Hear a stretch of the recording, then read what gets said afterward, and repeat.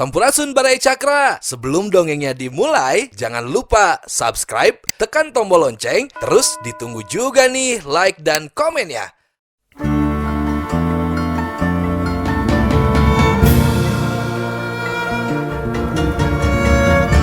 Baraya Cakra, parantos waktosna 80,5 FM Radio Cakra, midangkeun dongeng Sunda Dora-Dori.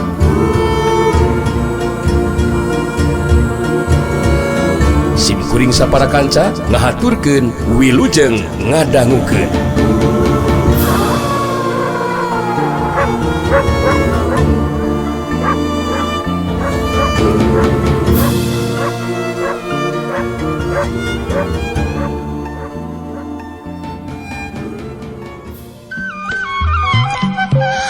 Geus kitu mah si Banteng Wulung dibarengan ku 15 urang anggota barisan.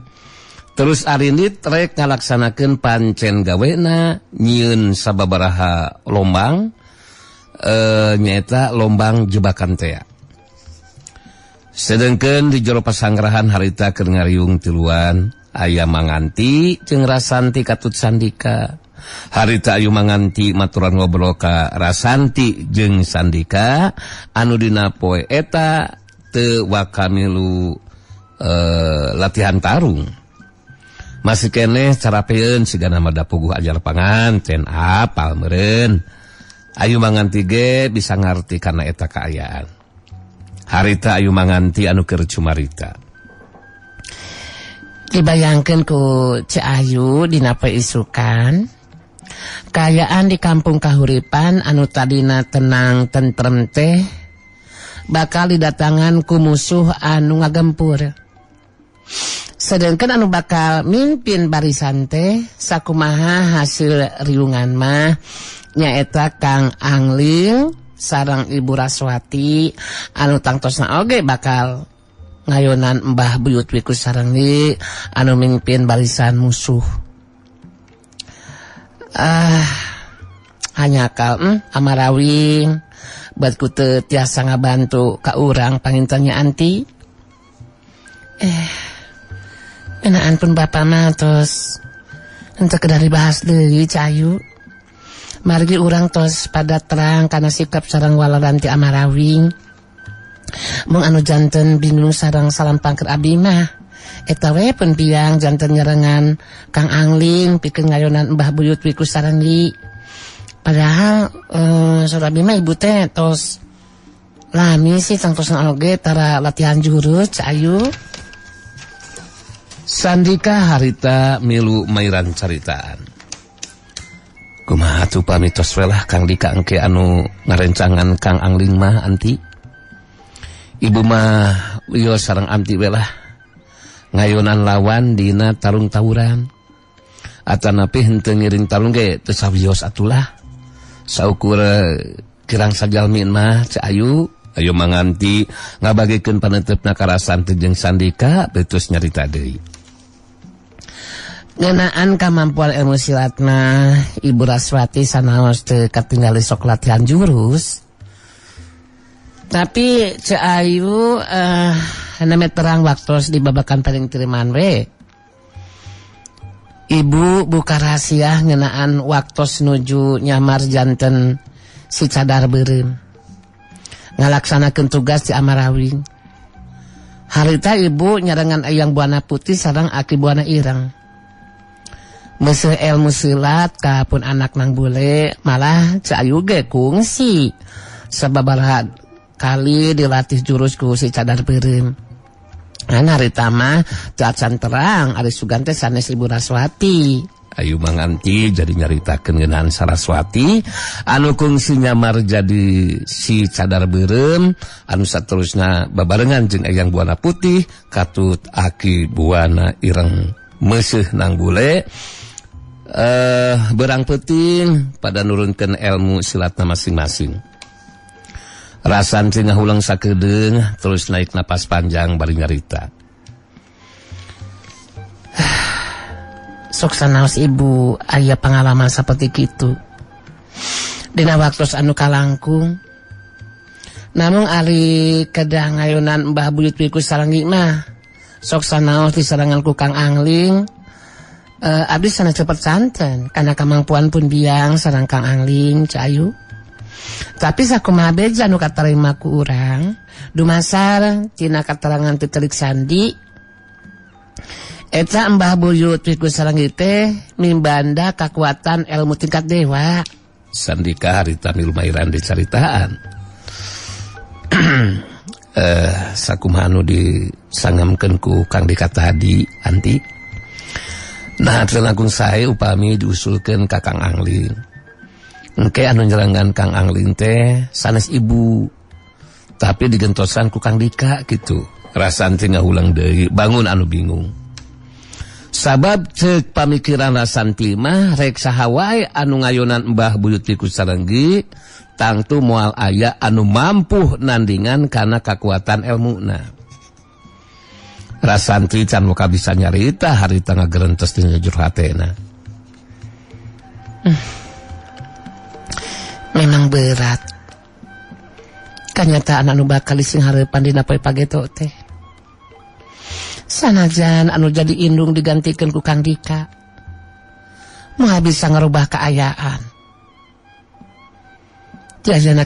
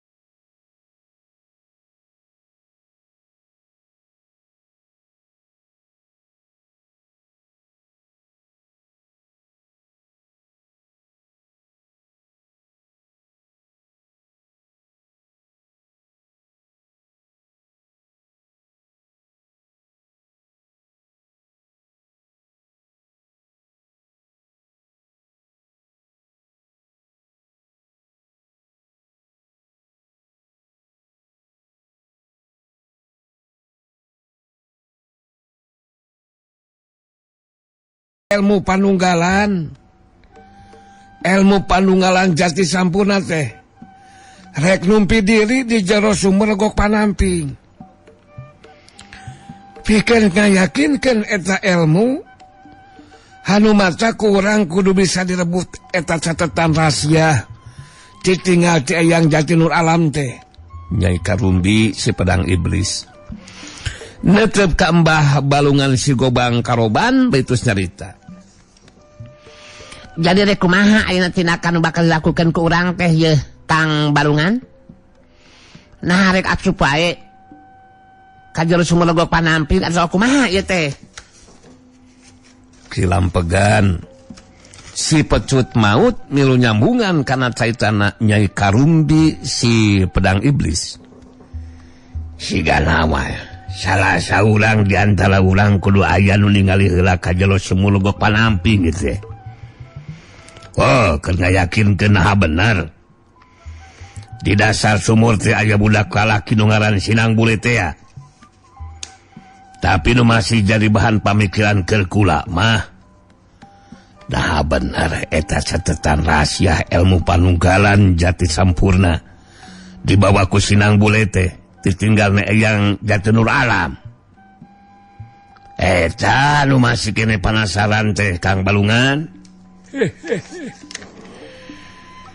Ki Kalungkung teh dulur dewek anu tangtuna oge moal wanieun nepikeun ka naon teh ngabohong ka dewek malah manehna geus ningali kana eta catatan rahasia sabab kungsi ditembongkeun ditingalikeun ka Sinang Bule.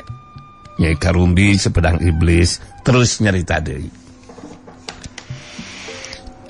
Kehera Kang Balungan keur Nyai mah masih kene penasaran ieu teh ngeunaan kahebatan ilmu panunggalan jati sampurna ti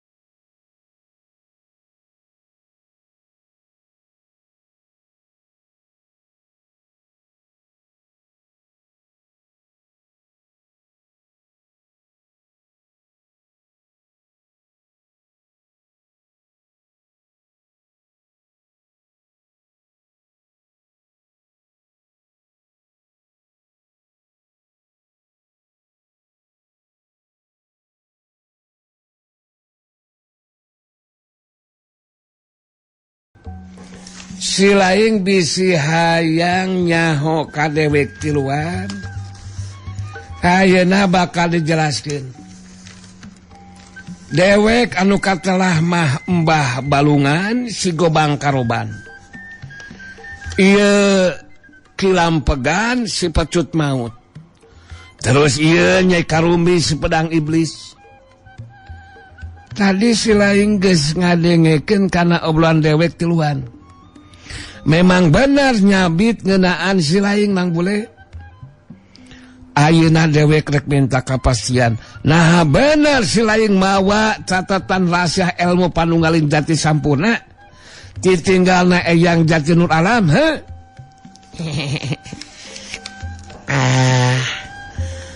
Mohon leres. Eta catatan rahasia teh aya di abi. Malgi tos janten hak milik abi. Malihan abdi nuju ngayakirkeun eta catatan rahasia eta ilmu di lebat sumur logok panamping. Punten ya punten sanes bade nyomongkeun diri ieu nya. Nyai Karumbi si Pedang Iblis. Melu nyarita ditujukeun ka Nang Bule. Hei Nang Bule. Mun maneh hayang salamet dengekeun ieu. Gancang pasrahkeun catatan rahasia ilmu panunggalan jati sampurna. Sabab mun teu dibikeun nganu hati maneh geus telebar kana nyawa Nang Bule. Oh. Teu kedah ngancam kitu sagarupi atuh ibu Nyai Karumbi ah. Ulah pedah abi budak keneh menisa ngeunahna ah. Punten we sanes bade ngabangkang nya. Namun kalaka kumaha oge eta catatan rahasia teh moal tiasa kapasihkeun kitu. Malgi terus janten hak milik abi kitu. Kilampegan si Pecut Maut anu pangheulana kahudang amarahna. Bari muleleng ka Nang Bule harita Kilampegan terus nyarita. Jadi si lain keukeuh Nang Bule. Moal mikeun eta catatan rahasia teh Nang Bule ha? Ha? Mun tetep kawas kitu sekep si lain mangka eta catatan rahasia bakal direbut secara paksa ieu. Ingetkeun. Hartina si lain kudu dibinasakeun leuwih ti heula Nang Bule. Ieu mah hayaya wae kolot teh. Nya ari bade maksa ngalebut mah teu langkung ka salira eta mah ki. Ai teu isin mah nu jelas sikep abdi mah moal tiasa robih aki. Janten sanaos kedah narokeun nyawa oge ku abdi mah moal bakal dipasikeun ki. Kilampegan si Pecut Maut ngareret ka Mbah Balungan si Gobang Karoban betus nyarita. Kang Balungan, ieu si Nang Bule tetep moal mikeun catatan rahasia teh. Anu matak idinan pikeun ngalakukeun tindakan ka si Nang Bule ieu. Pikeun bisa ngapimilik catatan rahasia teh. Si Nang Bule kudu leuwih teu heula diparenan ieu mah yeuh Kang Balungan. Dewek satuju. Hasok lakukan tindakan Lampegan. Memang benar si Nang Bule kudu di perenan heula mun kaya kieu mah ye. Kilampegan si Pecut Maut boga angkeuhan manehna bakal mampu ngabinasakeun Nang Bule anu ngan saukur budak satepak. Harita Kilampegan langsung nangtukeun sikapna. Pikeun ngalakukeun tindakan ka Nang Bule bari ngabangun pasangan harita Kilampegan neuteub seukeut ka Nang Bule bertus ngumbar caitanana. Si lain kudu ngarti Nang Bule. Dewek montong disarwakeun jeung Ki Buyut kalungkung sia. Anu bisa dirubuhkeun ku si lain. Eueuh ti dituna dewek kudu ele jajakeun ke budak satepak kawasi lain dulu sia. Urang mimitian sia.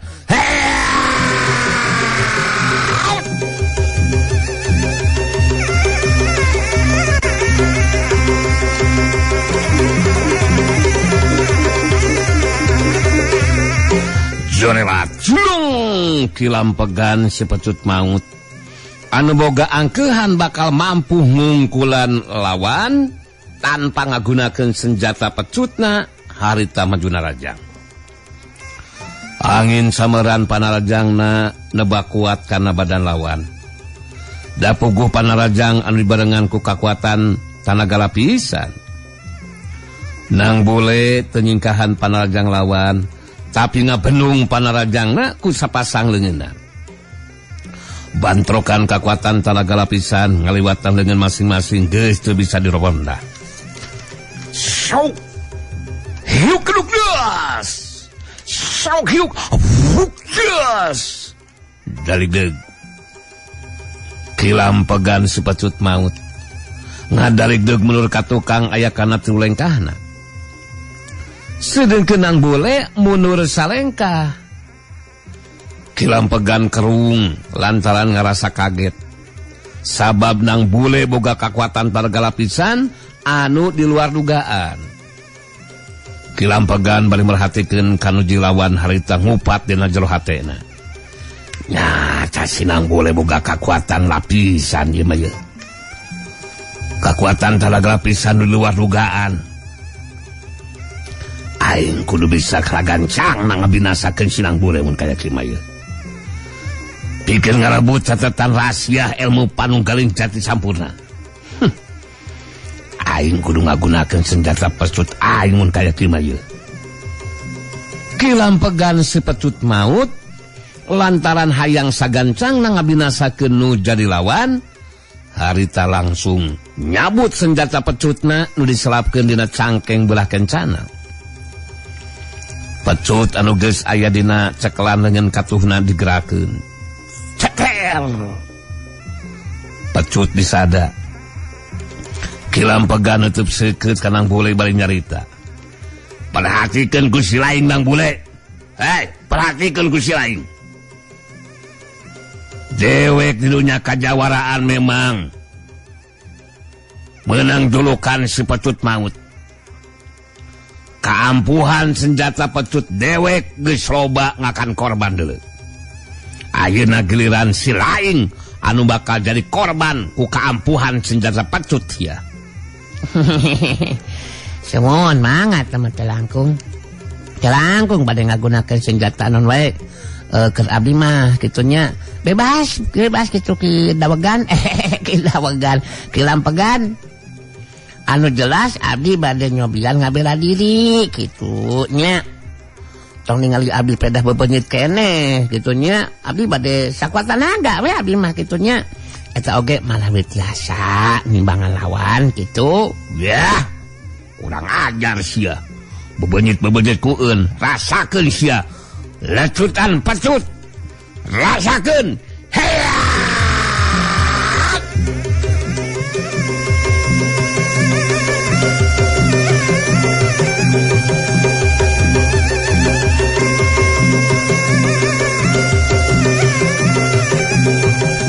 Jorelat julung kilampegan majuna rajang bari metakeun senjata pecutna.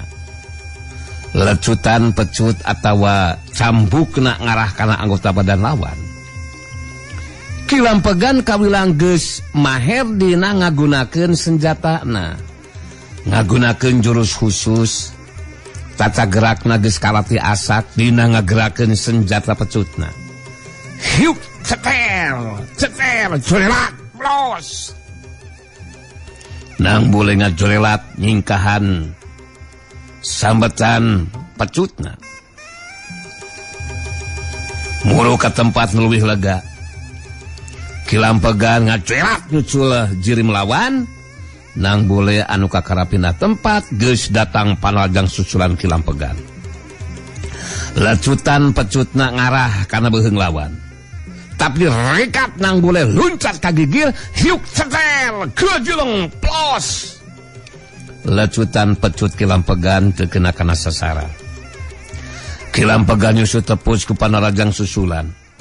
Kacepatan gerak jeung lecutan pecutna jadi leuwih garang. Lecutan senjata pecut ngarah kana dada lawan. Rikat nang boleh ngajelat ka tempat nu rada anggang. Jelat plos. Nang boleh geus pindah tempat deui. Kilampegan sepecut maut ngeureunkeun heula Panarajangna.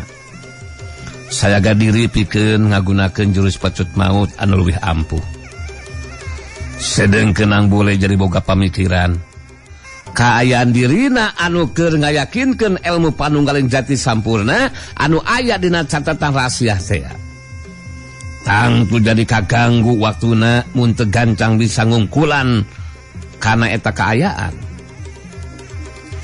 Pikeun sagancangna bisa ngungkulan kana eta kaayaan haita nang boleh jadi nangtukeun sikapna.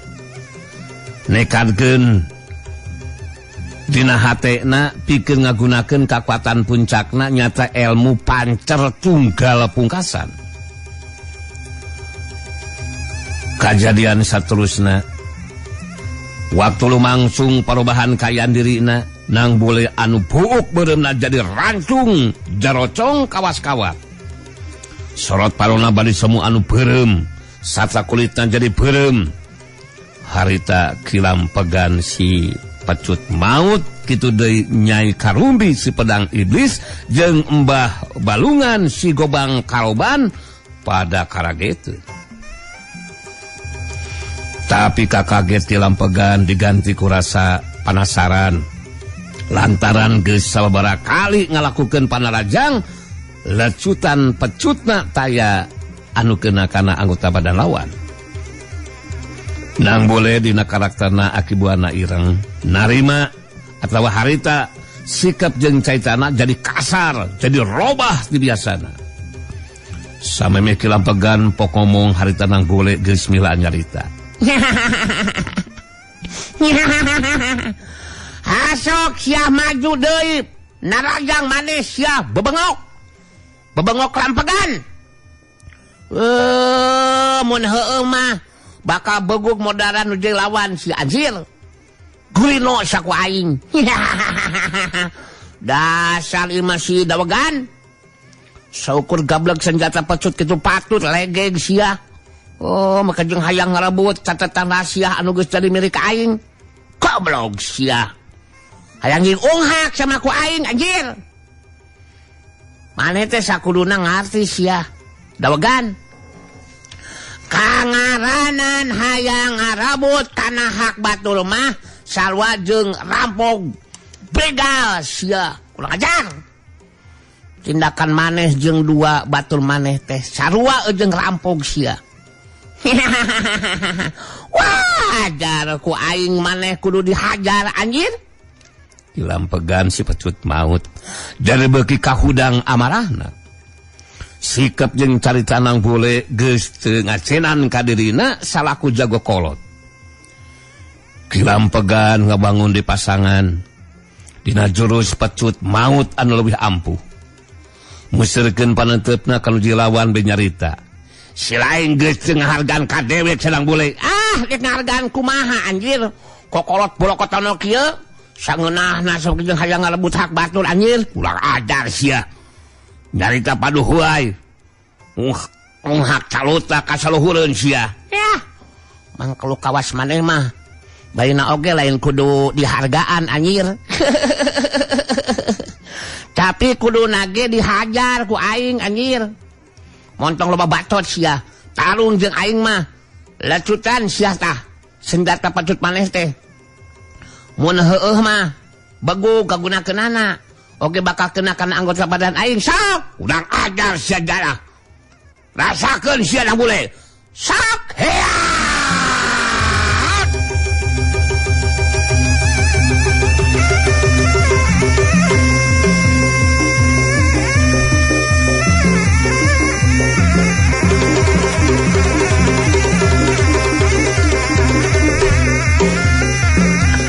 Kilampegan sepecut maju di Narajang.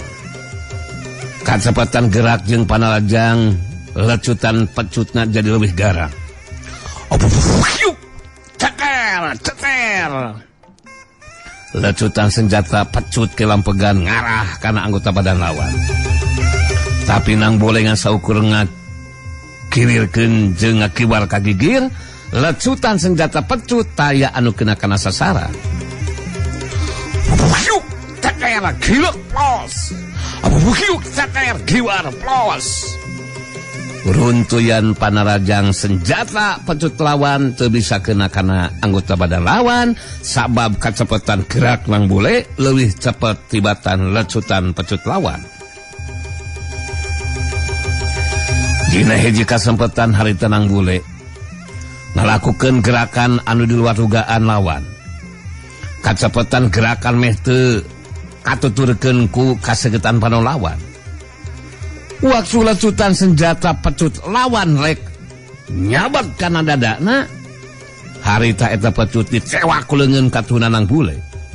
Sedengkeun leungeun anu kencang hantem kana dada lawan, bari leungeun katuhna ngalepaskeun ceklanana kana pecut lawan. Syuk cublok des. Wah, janah kurang ajar. Kilampegan sepecut maut ngagero kaget bainahan ka nyeri lantaran